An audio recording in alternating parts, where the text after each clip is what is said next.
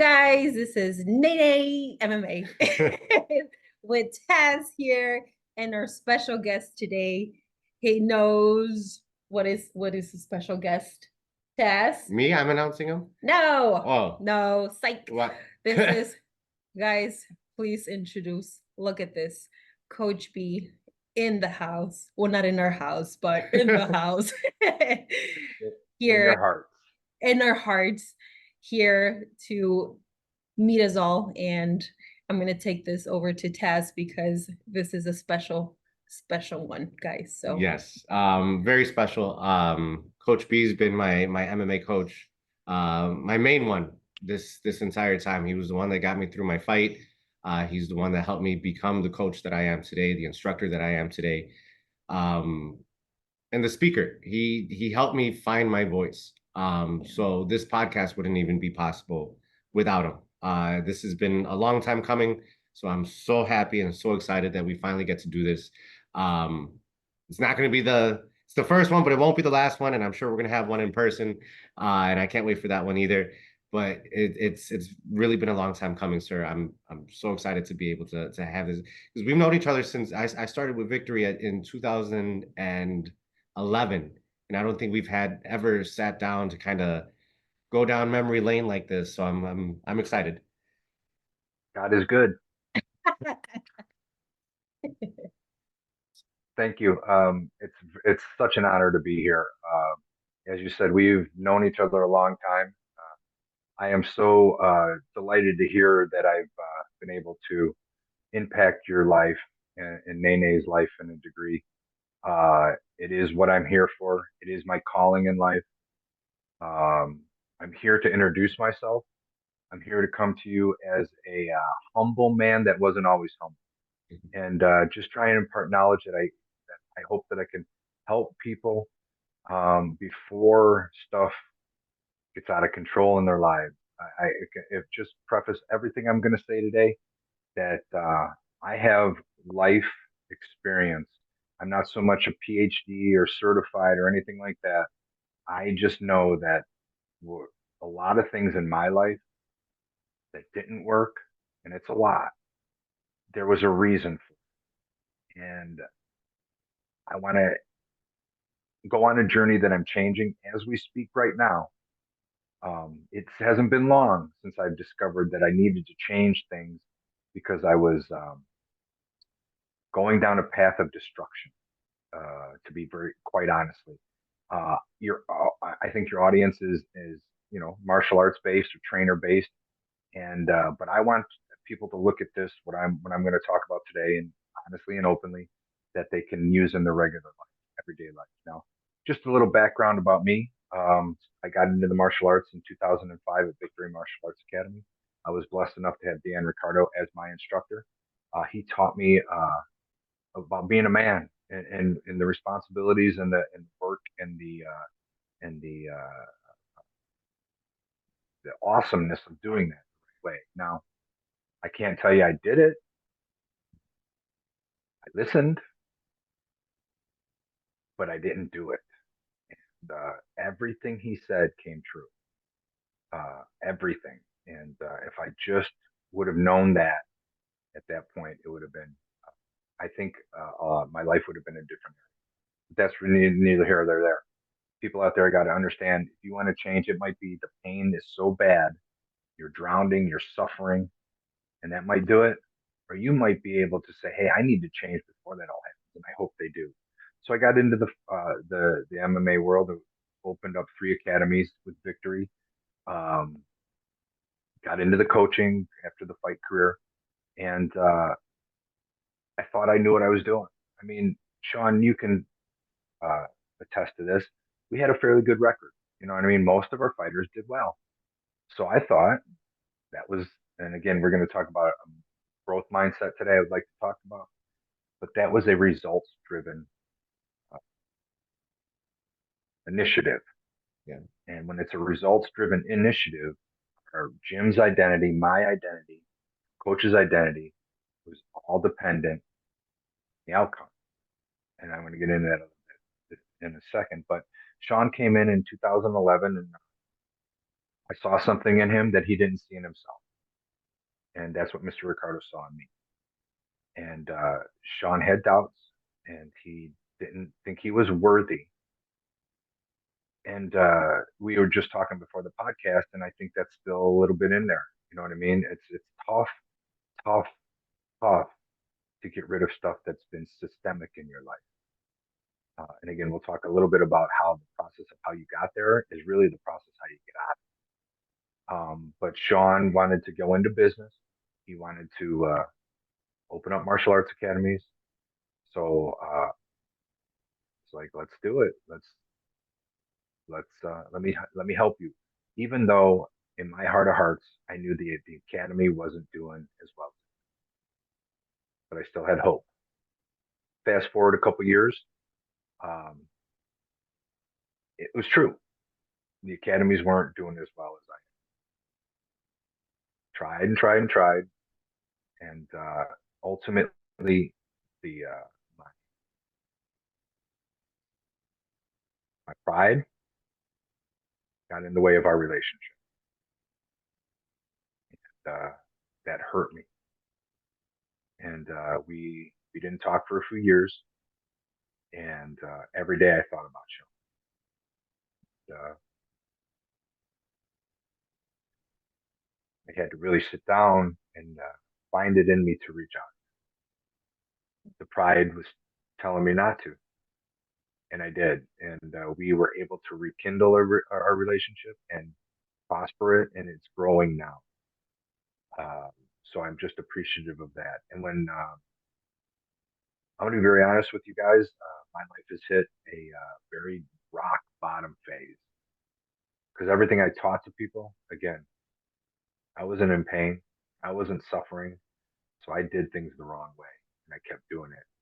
And again, if I could teach anything, something on this talk that we're about to have, how you act in your life, what you do in your life, how you interact with others has a effect on it. And if you're not careful, God will take everything from you to break you. And that's what I'm feeling right now. I'm just coming honestly. Again, I'm not a man with a lot of PhDs or certifications other than in life. And I know what fails. I know what fails. And then what do we teach people in the martial arts? Bruce Lee, in nothingness, keep going forward. That means if it's working, truly, truly working, I thought it was. When I had it mixed up. I'm going to keep doing the same things I'm doing because it's working. I knew in my heart of hearts it wasn't. But I was taught by Bruce Lee, in nothingness, keep going forward. In resistance, go the opposite direction. If you want to call it repenting, if you're faith-based, that's repenting. It's understanding what you're doing is not the right thing. And repenting doesn't mean just get on your knees and say, for our fathers, and read the Bible 10 times today. That's not repenting. Repenting means I'm going to go the opposite direction. And that's what I'm doing. It hasn't been long, but I will tell you, I promise you that it works. So that's an introduction to me a little bit. Like I said, I'm a man who's failed over and over and over in life in many different ways, not just one way, many different ways. If you think you have a bad situation, wait till I introduce you to myself a little bit more. And you're going to see, whoa, if he can get through this, then I can. So I appreciate you guys so much. It's just an honor to be here and in front of your audience and just talk from the heart, talk real. Thank you, Coach V. I really appreciate that. And that was a beautiful introduction. So Thank you. I wanted to bring up some of the past because for this past 2 years, Tazz has talked about your story with him, right? And one of the things that you did say right now was that Dion Ricardo, your coach at the time, saw something in you that you didn't see yourself. What do you think, or what was it about you back then that was different, that showed you that, okay, he sees something in me? What do you think? Yeah, he saw a strength in me And conversely, he saw vulnerability in me Mm. that I wouldn't admit. Even further, and I'm being totally honest with you. My father abandoned me when I was 6 months old. My mom and dad got a divorce. He was never around. What are we taught in society? Man up. Oh, you gonna let it bother you? Stay strong, man.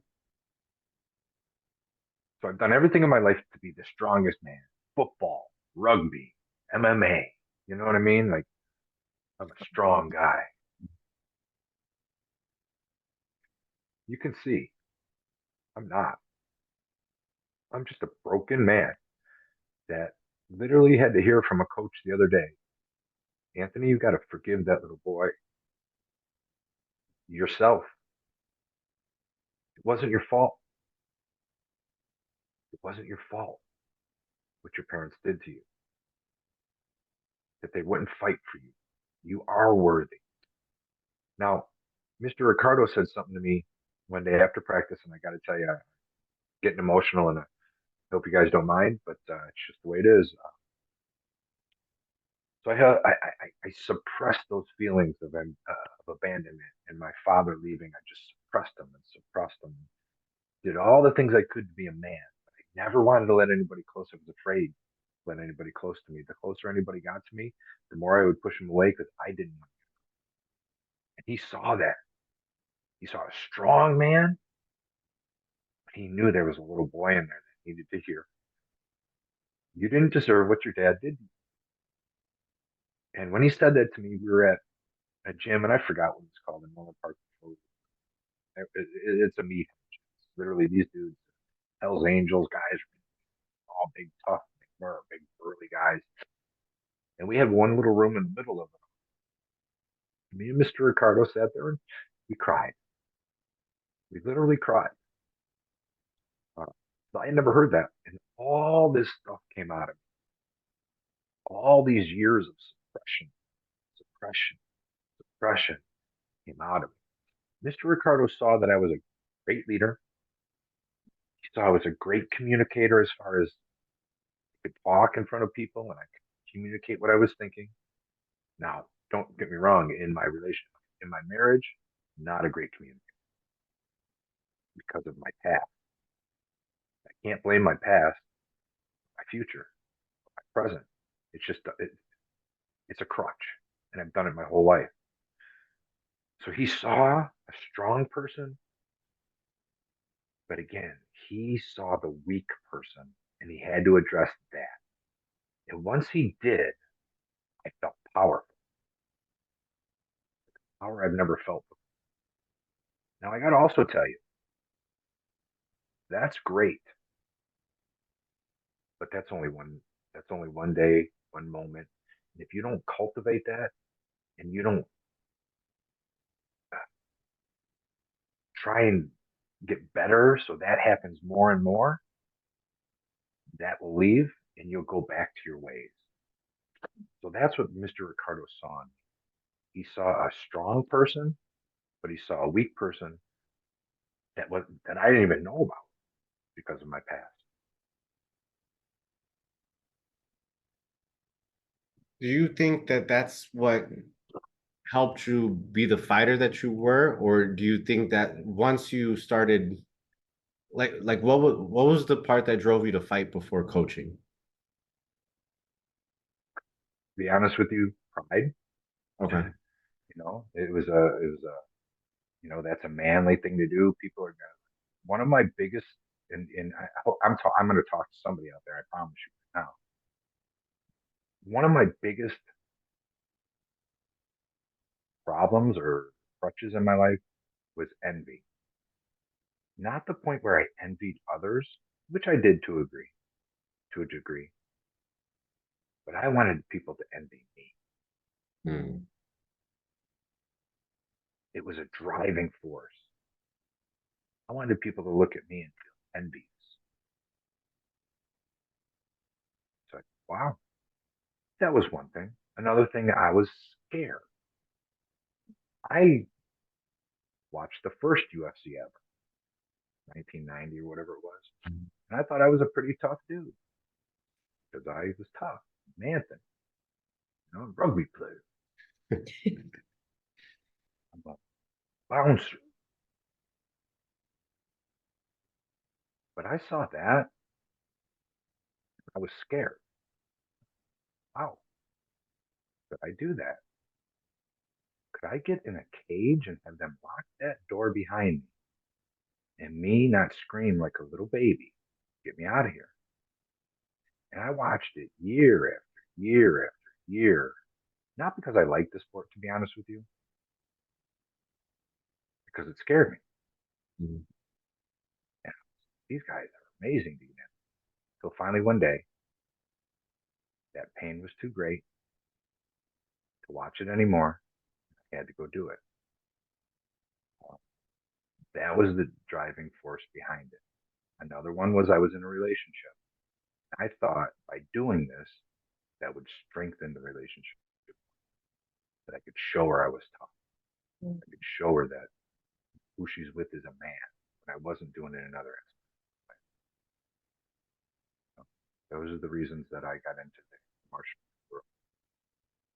One of the things that we've come across with students, current and past students with when it comes to fighting, is that they try to mask a feeling that they're holding inside with fighting. So they think that the way to mask that or release or heal that part of themselves that is needs healing is by getting in the cage. They think that it's going to work.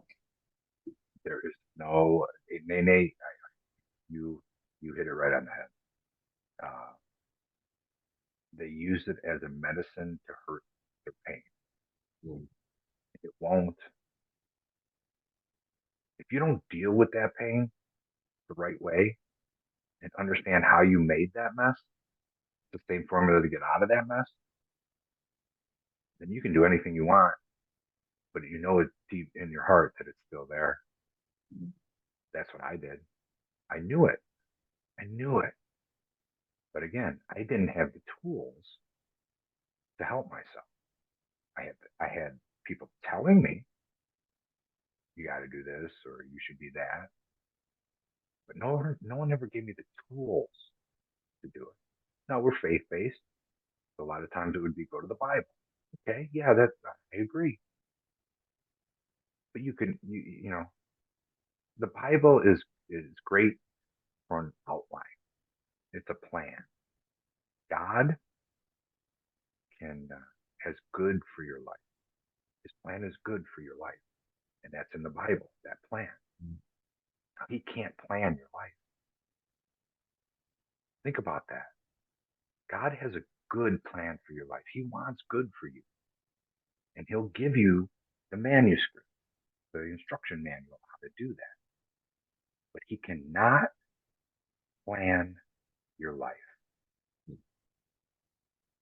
And I just learned that recently. So I said, go to the Bible. It'll be all good. Oh, just pray a little bit. And it'll all start happening. It doesn't. You have to make it happen within those guidelines. And I think that's so true with so much, like with the Bible, with MMA and everything. Like Nene was bringing up, like people are using the sport as a crutch, but there's so much deeper than the sport. There's so much deeper than just getting in the cage and fighting somebody that we see after all these years and the experiences that we've gone through. Because I was on a similar boat, like the way that you said that you listened to Mr. Ricardo, you heard every word that he said, but you didn't necessarily do it until much later. And it was the same thing because to this day, like I hang on to the words that you say, and you continue to teach me every time you say something. But it was during those years that we weren't speaking that I realized how right you were about so many things that I didn't want you to be right about. I remember one of the first, it wasn't the first thing, but one of the biggest things that sticks out to me. You once told me you're either going to be a great coach or you're going to be a great fighter because you can't be both. The first time I heard you say that, I felt like it was like almost like a jab to me. I was like, well, I'm trying to be both. You're trying to say that I can't do it. Well, let me show you that I can do it. And it wasn't until like I started really getting into the coaching side And the main reason you said that was because coaches have to be selfless, fighters have to be selfish. And I really started to understand that. And in those years that we weren't speaking, I was like, man, Anthony was right about this too, because coaching takes so much out of you. Fighting does too. But if you don't have the right mindset when it comes to fighting, it's going to take even more from you, because the crutch that you're trying to use to fix your life, and when it doesn't do it the way that you see it, it's going to bring you down even lower. And that's such a scary thing, because fighting and martial arts is such a great way to kind of personify some things that we can't see in life, the struggles, the difficulties in learning something new, the patience. There's so many things that martial arts can teach you about life. But if you're so focused on using it to heal pain, you're gonna miss out on a lot. And so I'm glad that you said what you said, because it's very true. Yeah. Yeah, that's a really good way to put it, Sean. Yeah. Do you feel like back when you were fighting, do you feel like you wanted to do or needed to do more fighting for you to heal yourself, or was it not until you started your coaching that's where you kind of started seeing, okay, the fighters, this is what the fighters need, maybe I need to start working on myself? Or was this after the fact, after everything was done? Definitely after the fact. I did Yeah. not see it in there. Now, what Sean said, I did see that. Like, I couldn't. I wanted to do both as well. I wanted to be a fighter and a coach, and I understood. And I think Mr. Ricardo talked to me about it. He explained it that way, and I was like, "You're right. You can't do both." I didn't even think about healing myself because nothing was causing me real pain. Mhm. Like I wasn't losing everything. It was, I had had, you know, businesses that were doing okay. I didn't even think about it until after that. Looking back upon it, I was like, I used MMA just like I used everything else in my life to mask the real root problems in my life. And it's not going to work. I can put band aids on those wounds, if you want to call them, all day long. I don't care what the band aid looks like. Drinking, fighting, working too much, or working too little, complacency, Mhm. procrastination, whatever it looks like. Procrastination is a good band aid because you don't have to deal with pain. Yeah. You put it Yeah. off. I'll do it tomorrow. I'll do it tomorrow. I'll do it tomorrow. I'll deal with this tomorrow. Oh, I got tomorrow at least. Well, guess what? Your tomorrows are going to. I'm saying this from recent, just a long time ago, recent. My tomorrows ran out. And that was one of I'm studying a book and they talk about how do you know that I don't like to call him what he is. Let's just call him the bad guy. When he has a hold of you, these are the traits. And I read that list and included procrastination, not able to think for yourself, not able to make a decision, no consistency, chaos. I was like, me, that's me. And if I can't tackle these root problems, I will never get to my heroes. I will never get to live it. Now I'm going through a lot right now. I thank God for doing it because if I kept doing what I was doing, I think, and this is going to sound morbid, but I think a deathbed a lot. I'm on my deathbed. I would have had real regret. What's happening to me right now may cause that, but I'm using this real pain to change. And once I did that, I wasn't lying to myself anymore because I've said it before. I know what my problems are. and I'm going to change, I was lying to myself. But once I did, I looked in there and I said, I'm changing. No matter what you do to me, I ain't going nowhere.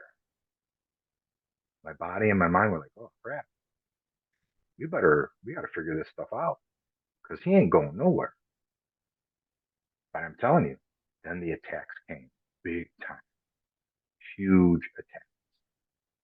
You got to stand there. If you're really going to change, stand in those attacks. You're going to say to him, I ain't going nowhere. I'm staying right here. What do you, what's helped you do that? Because, I think a lot of us know what our problems are. It's just taking that first step to actually doing something about it. Well, sometimes it comes from another person. Like if you're out there in your relationship and it's about to end, or you're in a job that's about to end, or whatever, the pain will will tell you if you can't tell yourself. Now, some people are able to, and that's great. Now, once I did, like I said, I had to then search. Like I said, God has a good plan for you, and once you turn towards back to Him, He cannot plan. He can't. You have to do it. So rather than sit there and okay, I think this or I think that or I do this, no, that's guess what that is. One of my biggest problems in life, pride. Mm. I can do this myself. I can't. Once I figured that out, I sought out mentorship of people, not that succeeded, but that failed. I'm studying a book. This gentleman, first off, when he first got his calling, he he interviewed 50, and this is back in the day, 50 like Henry Ford and this Carnegie and stuff like that. 50 of the most successful people in the world. And what Carnegie said to him, he goes, "Son, you're doing it wrong. I wouldn't interview me. You need to interview people that have failed Hmm. over and over again, because that's going to teach you more than talking to me." And that was for this gentleman, Napoleon Hill, Hmm. that was the turning point. And he went the opposite direction when he heard that. He started interviewing hundreds of people that have failed to see why. So once I started doing that, I came across what is called, and we've talked about this, Sean, the growth mindset.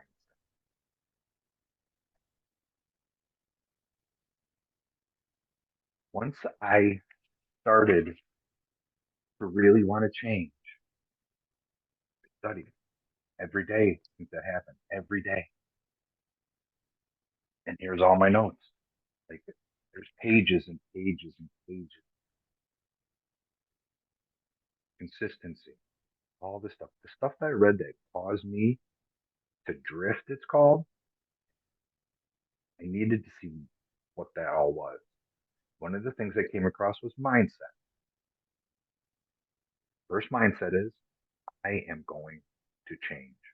I will not let this ruin my life anymore. Then you have to have the right mindset. I ain't going nowhere is the first one. I'm in it to win it now. No matter what happens, no how hard it gets, because it's going to get hard. It's believe me when I tell you, it's going to get hard. But if you make it through that, it's called being forged. You'll be forged by the fire, or the pressure. You say the old saying that people love to say, you can't make a diamond without pressure, whatever it's called. Okay, that's great. You can tell me that all you want. Okay, how? Well, you got to have a mindset of a growth. Growth mindset says that, and this is not me. Listen, I don't come with anything. I'm just coming from a man that's studied because his life is on the rock. It's every a lot, almost everything's being taken. So I have, that's causing me. That's my reason. That's my why. You got to find your why. But when you do, you have to understand that internally, there's praise. It's called there's praise. We all love praise.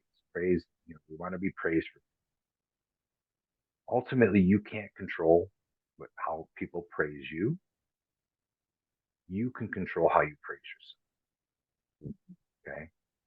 The mindset, the growth mindset says that, in a nutshell, and this is Andrew Huberman, okay, who's at Stanford, and then his colleague is really who came up with this. Carol Dweck is her name. So again, this isn't me. I'm just a vessel trying to put it out there. And heard of them? Look them up. They're awesome. Mm-hmm. Yeah.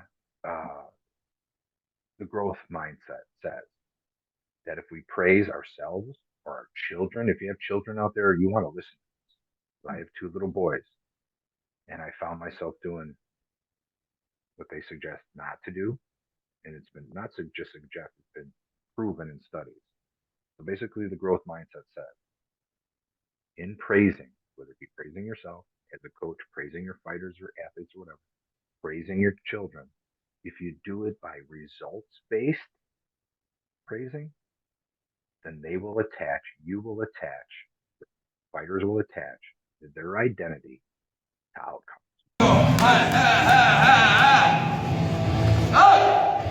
Come on, you're there. Come on, you're there, Clark. All right. After a small intermission, we're back. All right. So just going back to what I was saying, results driven praise will cause your students, your kids, your business. There's entrepreneurs out there that if you base everything on results, that if it doesn't happen, you're attached to that. And what they found was that if you praise instead, it's called verb-based praising or effort-based praising to yourself, to your kids, to yourself in a business. If you say, man, the effort you put on that into that was incredible. You playing that soccer game, son, even though you got kicked in the shin, you just kept going out there and you prevailed. Verb-based or effort-based. They have found that if you do that, especially if the child or the athlete is doing well at that particular thing, that when they come across that they're not doing well, it will derail them to the point where they will quit a lot of the times. They did a study that showed they took effort-based kids, praise kids, and results praise kids, and they gave them questions. One easier, one a little bit more difficult. And the majority, if not all, of the praise, the results-driven kids went to the easier question because they knew they would get it right, and then they would get the praise that they so desired. Mm. Now, the effort-based or effort-praised group of kids, they noticed that 9 times out of 10, those kids would go to the more challenging question. That's going to make them learn more, exert themselves a little bit more. Because they knew the praise wasn't about the outcome, it was about the effort. Hmm. So they saw that over and over and over again with these kids, and they came to the conclusion that, and not only that, they would lie. So then they had these kids come up and say how they did on it. And the kids would lie. The ones that were results-driven kids. Yeah, they would lie about it. That's me. Yeah. My whole life. I was always praised on the results. Always. So when I didn't do well, because I was a fairly good, I did fairly good in things. So my identity was that, and the praise I got was for that. When I didn't do so well, I would lie about it. Mm. Over and over again. And it caused me to quit over and over and over again. Even to the academy, I was results driven. We have to have this so many numbers, not about the effort. that I put in to get those numbers. Praise myself on that. It was the numbers I needed to get. Marketing people out there, you're going to go to a marketing thing tomorrow and you're going to hear the same thing you've heard 34 times because you've been in 34 of these things. And you're like, okay, I'm going to do that. I'm going to do it. Number one, if you're results driven, if you start doing it and the first little stumble you get, first off, you're going to go the easier way. That's what you get the praise easier that way. If it doesn't do well, you're going to probably lie about it and eventually quit. That was me. I am praising myself. I have to make some changes in my life right now. And listen, it doesn't happen overnight. I want there to be a certain thing tomorrow, but it hasn't happened. But I'm praising myself for the effort that I'm doing every day to try and get to that goal. After you have goals, the goals are good. The goals can't be the end all. Effort to get to those goals has to be it. Does that make sense? Yeah. Makes perfect sense. I think based on my experience, right, with my second fight, what was what, from 4 years ago? I had my 3 second, years. Oh, three, almost 4 years. 4 years. Yeah, almost 4 years ago. And I did start with that mindset, similar to what you said, that the results praised, right? Not that he wanted that result from me, which all of our team wanted that result from me to win, but it didn't happen, right? So I did attach my identity to that loss, and I felt so defeated. I had been training for a year, like five years, because it was my black belt. I earned it a few months prior to that. So then when I went into the fight, I lost it, and I felt like that was attached to who I was. And I was like, well, no one's gonna respect me anymore because I lost that fight, which was the mistake that I did without realizing how much it was going to affect me in reality, with confidence, the way that I interacted with the students. And then ever since we had that conversation afterwards, like, he will point out the things that I did well in the fight, it helped me transform that mindset. Instead of thinking, okay, well, I lost the fight, I'm a loser, or I lost the fight, but I gave it my all. And yeah, that's it. How you handled my loss Mm. is what exactly helped me understand that moment, because I was still at that point where my identity as a coach was directly related to the results of the fighters. And specifically with Nene, Zach once said, I think it was for that training camp, she moves just like you. And in my mind, I was like, so if she loses, it's because of me. And someone once told me that I moved like you. When they saw me shadowbox, it was like, you move like Anthony. I was like, shit. So now it's really, I'm representing more than just the gym. I'm representing my coach as well. And I remember when the decision was read for my first fight and I lost by decision. When you got in the cage, I remember my first words were, "I'm so sorry." And you told me you have nothing to apologize for. And you helped me down the stairs and we got to the back and I was crying, and then you really did a good job of, you didn't baby me, but at the same time, you told me not too many fighters go out there for their first fight and make it all 3 rounds. Right. And you told me the things that I did good, because you told me the uppercuts in the second round were working. I almost got an arm bar in the second round. You started picking me back up at a point where I felt so low because I felt I let the gym down. I felt I let you down and all the students down because I felt like I was representing all that. How you handled that gave me tools to how to handle this, because I was at a point where I didn't know how to handle this, because I saw she was down, I was down, but I was like, what do I do? And it was just everything that I went through with that fight helped me get through that. And this is where I always tell people, you gotta be smart when you pick the people who you surround yourself with. And at that moment when she came back, she came back to competition, grappling, she came back to training, I came back to training. We all life moved on from that loss, and that loss didn't identify who any of us are. And it was moments like that where I was really happy that I had a mentor and a teacher like you to give me the tools that I didn't know that I needed. And it's just, it was one, and again, one of those like, oh, this is what Anthony meant. Yeah. You know? And Sean, I lost in there too, and I was mad. I was mad at God. Yeah. A lot of people saw me lose in a pretty bad way, and uh, I got on my knees and I said, "How could you do that to me?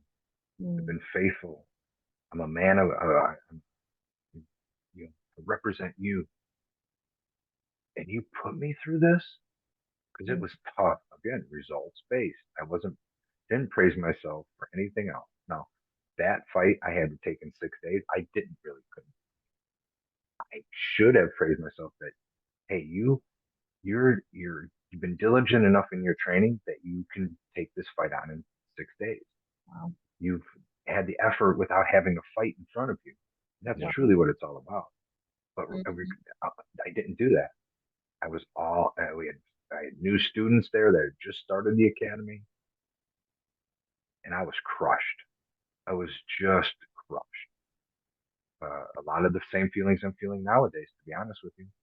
So I Mm, can't tell you that I've used everything that I've taught other people in a consistent way. Again, what's the first thing that I said? I don't know if you can see it.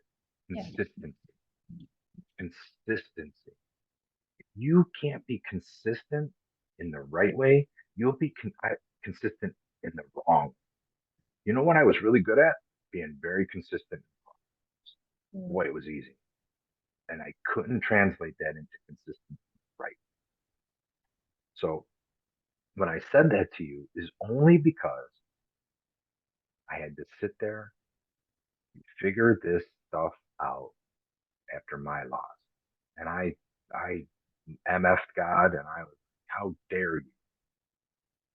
Until, I don't know if it probably wasn't you. I don't know who it was. Again, people do this with the outcome as their main praise. And if it doesn't go well, their identity is that loss. And all that comes down on that moment in time. And the first fighter that I had to do that after my big loss, mm, I walked in the back and I saw him there, and I said to God, I know I had to go through this. Mhm. I can sit down next to him, put my arm around him, and let him know I know how you're feeling. mm, I didn't know effort based. I don't know if I even effort based anything. All I know is when I sat down and said that to him and put my arm around him, he was at that fight. And he looked up at me and he said, Coach, thank you. Because coming from you, I know that the sun, I told him the sun will rise tomorrow. Mhm. You will have a chance to, to keep going if you just don't quit. Yeah. That's how you lose this fight, really. It's if you quit because of it. And I had to do some real soul searching myself because after that fight, guess what? When I lost, I was ready to hang it mm, all up. Mr. Ricardo saw me there. And he put his arms around me and he said, "You have to," because I wasn't gonna. There was a bunch of people waiting for me to talk to them, and I wasn't. I wasn't. He said, "You need to." And I walked out there and I manned up. And in my brokenness, I said, we didn't have a real good night, but I promise you, I'll be at the academy tomorrow. And I did, and that's what I had to tell them. So that's what I'm trying to do here. I am trying to help people in the on a grand scale because I think there's a lot of people suffering from a Yeah. lot of different things out there. And if I can help them learn how they got into the mess is the same formula how they got out of the mess. Can I explain that a little bit more? Yeah. So this is how it goes. You get in a routine. I suggest to people, especially this time of year when they make their resolution, that if you don't put it into a routine, it'll never happen. mm, The problem with that is that you can do you can put bad stuff in the routine as well. So my addictions, I'll just put it there for right now. And in later ones, I'll get into what my addictions were that I didn't do this the proper way. I did it in reverse and it ruined everything as far as it ruined everything. That's why I was in so much pain that I had to figure out how to get out of this mess, at least start to get out of this mess. Mhm. So what I learned, and this is a book by Napoleon Hill that I'm studying, that you put something in a routine that becomes a habit, that becomes hypnotic rhythm. That means I start something, I maybe do it a couple times in my routine. Oh, it becomes a habit. This is my habit. That's still not real detrimental at that point. Over time, it'll become hypnotic rhythm where you don't even think about the ramifications of what you're doing, how deep you're going, the walls you're breaking through of depravity doing it doesn't even register because it's hypnotic. You don't even think about it. And before you know it, the people around you are affected, you're affected, your health is affected, many different things are affected because of this hypnotic rhythm. Now, a lot of people have to hit that boom, that pain. Okay. Now, how do I get out of that mess? You have to go the opposite direction, whatever it is. And you have to get it into a routine. You got to make it a habit. And then eventually it'll become hypnotic rhythm. Let's say you wanted to, your resolution this year was to eat better. Look what, and you're overweight. Well, look at how you got overweight. And listen, this is me. Like just recently, I got into a routine of eating late at night. At that point, it's routine. I could have still gotten out of it. The routine became a habit where I did it every night. And then before you know it, it was just hypnotic rhythm. 10 o'clock would hit and big old meal and I'm not overweight. When all this stuff started to happen in my life, I do one thing that I can control is myself. And getting physically better shape, back into better shape. Not just saying it, but looking in the mirror and saying, I ain't going nowhere. So then I started to routine, to not eat after 8 o'clock. It became a habit and it's starting to become hypnotic rhythm now where I don't even think about it. And that's how you got to do this. The mindset is one thing. Like the growth mindset is great. And if you can use that tool, it'll help you. It will. It'll show you how to be the best you can be by just praising yourself the right way. Now, how do you do some of that stuff? Is you have to get consistent. And the only way to do that is I used to have a chaotic lifestyle where I didn't have a routine. I get up, whatever the day is going to bring to me, I'll just take it as it comes. I wasn't prepared for any of it. Now that I have a routine, I know what's going to, I know what's going to happen. And I can work on myself because I know what's going to happen and start to change all the stuff that held me back over and over and over in my life. All the stuff that held me back, whether it be abandonment issues. If you're out there and you have abandonment issues, first off, you are not alone. Many other people. Number two, you don't deserve whatever happened. Most time it's a parent abandoning them. You didn't deserve that. You didn't deserve that. And if you're like, I don't think I'm good enough to be loved, you are good enough. You are worthy. You have to forgive your child, yourself. You have to. Because everything I just talked about won't work if you haven't forgiven yourself. That's just the plain truth. None of this will work if you have that little boy, little girl inside of you saying, I am not worthy.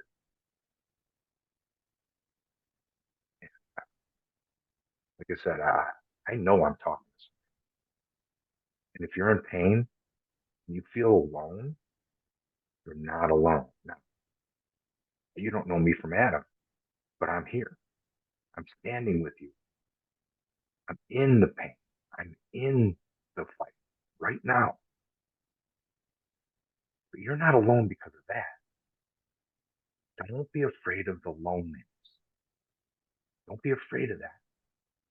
Use it to fuel you to get better. Use it to fuel yourself to get better. If you're lonely, if you're alone and you feel lonely just because you're not in the best company at that, Mhm. get yourself better so when you are alone, you're in good company. And then you can try to change your mindset for real. The reason I never changed my mindset before is because I always dwelled on my past. I do want to be loved. I do. But I always use it as a crutch. Well, I was abandoned. I'm afraid to show feelings. That's what one of my biggest uh, struggles in life has been to be loved, especially the people that are closest to life. Every time that she wanted to talk about it, I would say, no, my past, past, my past did this, prevents me from doing that. Mhm. That's an excuse. You got to deal with that so you can move forward and live your hero's life. And to be honest with you, I just started that. I'm not coming to you from somebody who succeeded at all. I'm coming to you from somebody who's failed big time. And I just know why I had to look at how I got. This is the opposite direction. Again, if you're going to go to a meeting tomorrow that you've been in 58 times and haven't done anything, you got to look at why. You have to. You can say, well, the market isn't good or good with social media or, no one wants my product. Nah, Mhm. it's something that is inside of you that's keeping you from doing it. And you have to figure that out. And then put what I've just talked about, this little bit that we just talked about, put those steps into action and do something about it. Like people say you gotta, and I'm faith based, obviously. Again, God will give me the plan, but He can't plan my life. So, okay, what's God want for you? You got to listen to God. Okay, well, He told me, get a job. All right, well, I'm just going to sit here and wait for, a job to fall in my lap. No, you have to go do it and use it. Use these steps to help. I think what you just said right now just ensures us and let us know the warrior that you are within. Because one of the main reasons why we started this podcast, besides talking about Tazz, he made this podcast not for the purpose of him showing to people, okay, I know everything.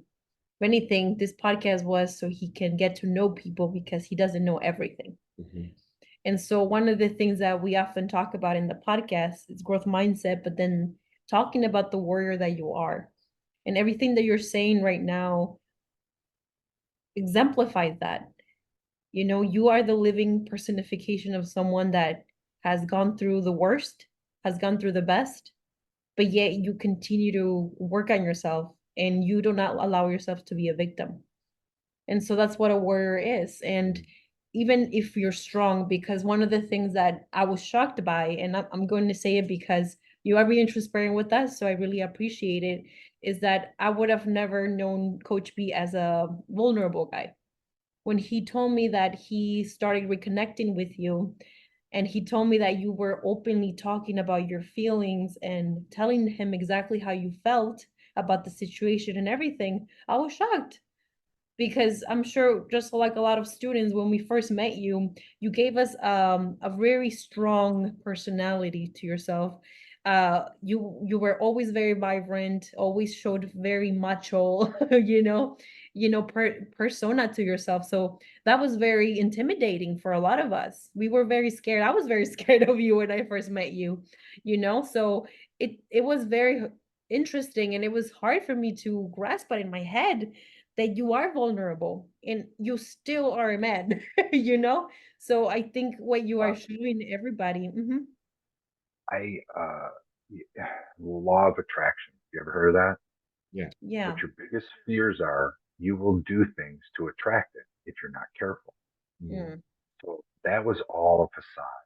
I was a broken individual. I was a hurt mm, individual. I was a person that didn't deal with my past, so I had to put on this persona.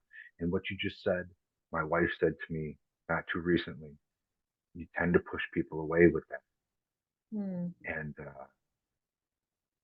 in my hypnotic rhythm in life, it doesn't just do aspect of one part of your life, it's all parts of your life. By mhm, doing that, I was doing exactly that, the law of attraction. Ultimately, I need people to love me. I need it. Most of us do. But I never dealt with it. So I would put down this facade so you couldn't get close. You didn't know the real answer because that was vulnerability. And as far as I'm concerned, that was weakness. That wasn't manly. Number two, you could hurt me. I'm going to hurt you before you. mm, And if you're out there and I just told you who you are, not too late. It's not too late to change that. And you will then start doing the law of attraction the other way. Well, mm, you will attract. Listen, I heard a very good quote. You know how you don't catch the butterfly? I love butterflies. You know how you don't attract butterflies? You chase them, Mhm. right? mm, Mhm. But if you build a beautiful garden and you mm, work on yourself and you're not afraid of the butterflies to come to you, they will come. mm. I love that. And I was so afraid of the butterflies coming to me. I was Mm, chasing them. And funny thing about it is sometimes I would catch them, but then I would push them away because I'd get scared. I didn't deal with that little boy. I, I never forgave him. mm, Never did. And if you have any kind of those issues, again, I am saying this from a person again, like just like Napoleon Hill was told. I'm I'm not a person who's succeeded. I have a few times. I have succeeded. It's not like I haven't succeeded, but ultimately I have failed way more than I've succeeded. And these are the reasons why. If I can help somebody out there see this, then that will. I can't tell you that would. It just. Wow. If I could help somebody see that, it really turn their life around and go live your hero's journey. I became very complacent in my life not too recently, very complacent, and I knew in my heart of hearts this isn't like victory was. I was living that, but I got away with that, got away from that through complacency. Another one. That's another trait of when somebody's drifting. It's called drifting, where you're just drifting through life, and that mean guy, that awful dude, is controlling your life. He's going to take you to destruction. He's going to lead you right into destruction.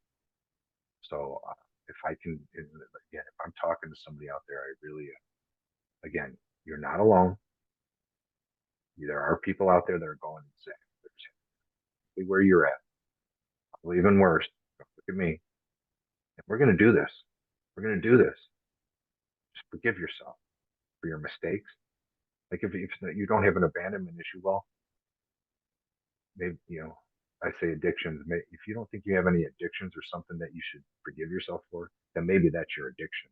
That you refuse to see that you have addiction. mhm, So forgive yourself for those. We're all human. It's the easy path and the path of least resistance. Mine was a porn addiction. I'll be very honest with you. I'm not afraid to say it. Whereas even 2 months ago, oh my God, if I said that to anybody, I would literally die. And if I stopped doing it, I would literally die. It's ridiculous. I'm not afraid to say that. Everybody's got something. And if you have that, listen, you are not alone. I found out that over 80% of the men out there have a problem with it. 80%. So you're not alone. You're not wrong. Forgive yourself for falling into the hypnotic rhythm and use the same formula to get out of it every day. Wake up and put it into a routine that will become a habit. And you can do it. If I can do it, you can do it. Vulnerable. Vulnerability. If you can't do it, if you can't be vulnerable, you won't change. And you're only going to lie to yourself. And guess what? The pain's just going to. And this is another thing I wanted to say, and I don't know how long we have. I have two little boys that are going to probably be getting up from naps pretty soon, but regrets. You know, the funny thing about regrets that I found out in this whole thing is that they're compound. So if you continue to do the same thing, you're going to regret, and then that's going to cause pain. And you might get over that pain and say, "Oh, just keep going. It's not." Yeah. And then it's going to something else. And all of a sudden, you're looking back in your life, all these regrets, which I'm going through right now. Like again, I wish I would have talked to myself 10 years ago and really made the change, but I didn't. I fell. I didn't have these tools. If you don't have a plan and you're just drifting, it's not going to work. But if you continue to build these regrets, it's going to become a mountain of regrets that it's like there. If you find the ones that got you those regrets and you really start to change, those regrets subside a little bit. That's what I've noticed.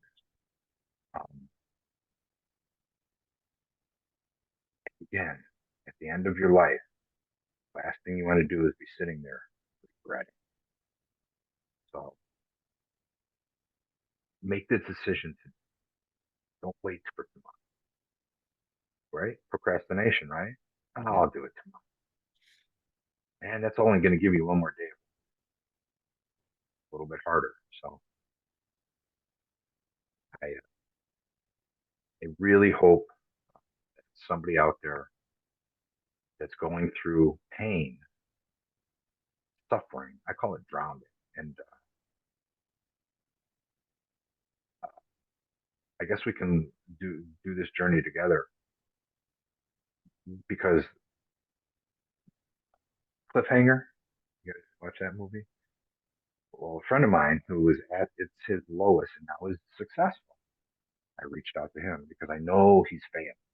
Again, I know he's failed. And he said when he was at his lowest, I don't know if you remember in Cliffhanger, he's holding on to his wife or his buddy's wife. And man, that glove is coming, that glove is coming. I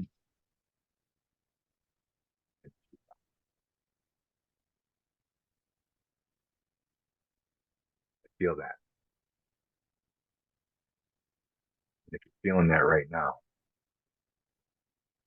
there's still hope. Not too late. And again, we'll do it together. I plan on posting my journey out there of recovery. An addiction is an addiction. I don't care what it is. I don't care what it is. Oh man, procrastination is an addiction? Yes. Consistency, or lack thereof, is an addiction? Yes. Inability to make a decision is an addiction? Yes. So we'll work on it together. Okay. Everything you said, like just it's brought me back to the days that I walked into victory, and I feel so lucky and blessed to have been able to hear you speak for all these years.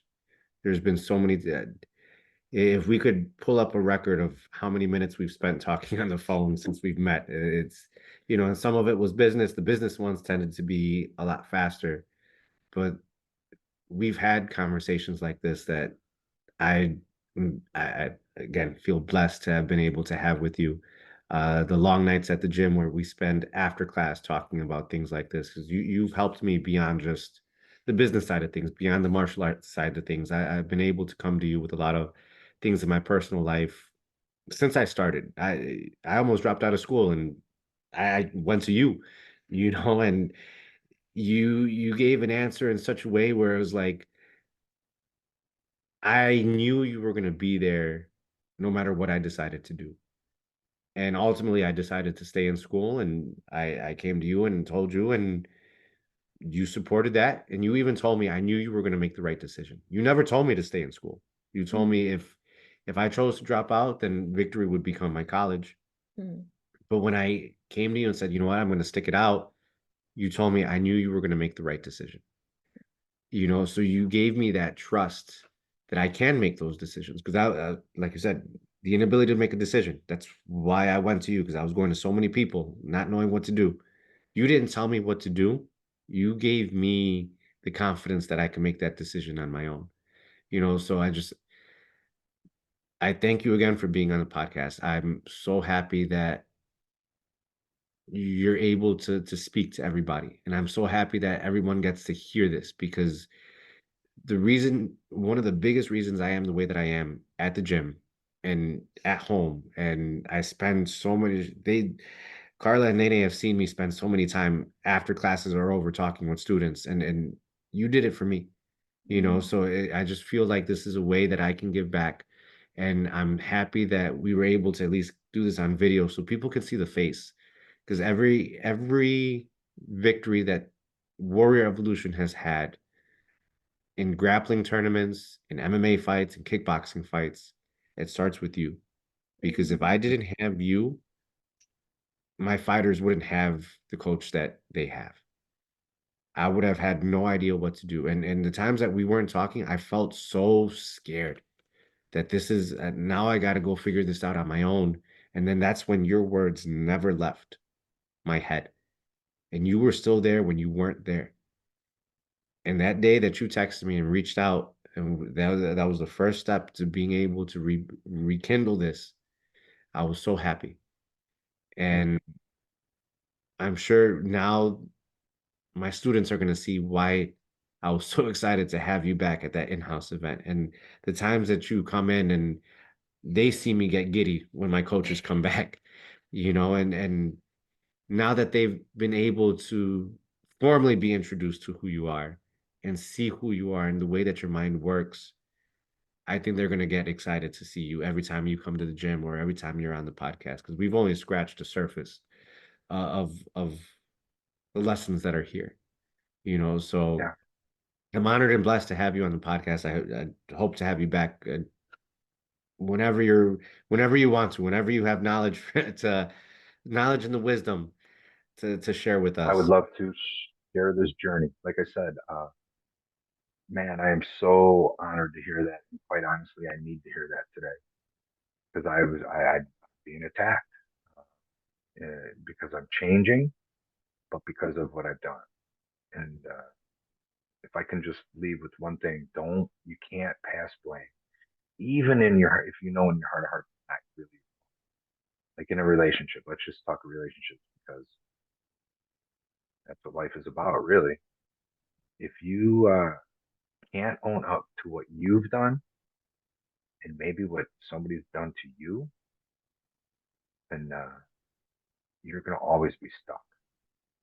So you got to own up to it, and then let's take a look at this journey together. Like I said, this is a this is a journey for me right now that's pretty much starting. So I just appreciate you guys. I really am honored that you asked me to be on this. And again, I hope I can. If I just help, I know this is a cliche. If I just can help one person, that's awesome. But I really truly feel that way. That there's, especially with the addiction that I had, I think there's a lot of men out there that really, really have to do some soul searching. A lot of people will say it doesn't affect anybody. Oh, but it does.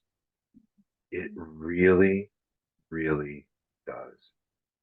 And if I could help, then I'm here. one more thank you from me. Because it really is an honor to hear you, not through hearsay, not through Coach B or Coach this, Coach that, is through you. And so I really want to thank you because you did help him shape his mindset and who he is as a coach. We are so grateful to have him as a coach. And because of you, is that he is the way that he is. Tough. He's a very tough person. And sometimes, like we always say, MMA is not for everybody because people are built different. We're different people, but I can see why he's so tough. But we try not to praise the results, but honestly, thanks to the victories that we've had, not just and I don't just mean like, for example, like the wins in the fights and stuff. I mean like in-house tournaments, they get packed.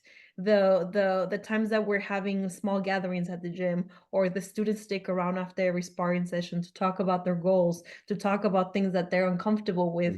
Like those are victories for us because people genuinely want to be there. People feel welcomed. And the ones that don't stick around, well, at some point I always know that they have FOMO because they always come back through Instagram, through social media. They come back after many years wanting to train again. So, but this is all through your teachings and through your mindset. And now this is going to help a lot of more students, not just in our gym, but outside all over the world, anywhere in the world, anyone that doesn't have an MMA background, it doesn't matter because someone's going to be heard. So thank you. Yeah. Remember, effort-based praise, verb-based praise to yourself, especially. If you can start doing that on a regular basis, you will see your life improve and you won't quit or give up. I'll leave you with one thing saying that I've really internalized. I'm going to give up on giving up today. I love that. Well, thank you, sir. I know you got kids that are going to be waiting for you pretty soon. We've taken enough of your time, shared enough for today. Thank you for being here. I look forward to having you back again because again, we've only scratched the surface. There's so much that we can discuss, and I'm looking forward to all of that. Hopefully, not hopefully, but next time we meet, I will share the victories that I've had. Yes. Because I shared the failures, and it's time to share the victories because again, give up on giving up today. Yes. And I think that's the biggest victory anybody could have is that. So thank you again, sir. We're looking forward to part 2, part 3, part 4, part 5.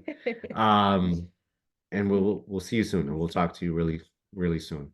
So thank you, sir, for joining us. You guys so much for listening and watching. We'll catch you back on the next one. Bye.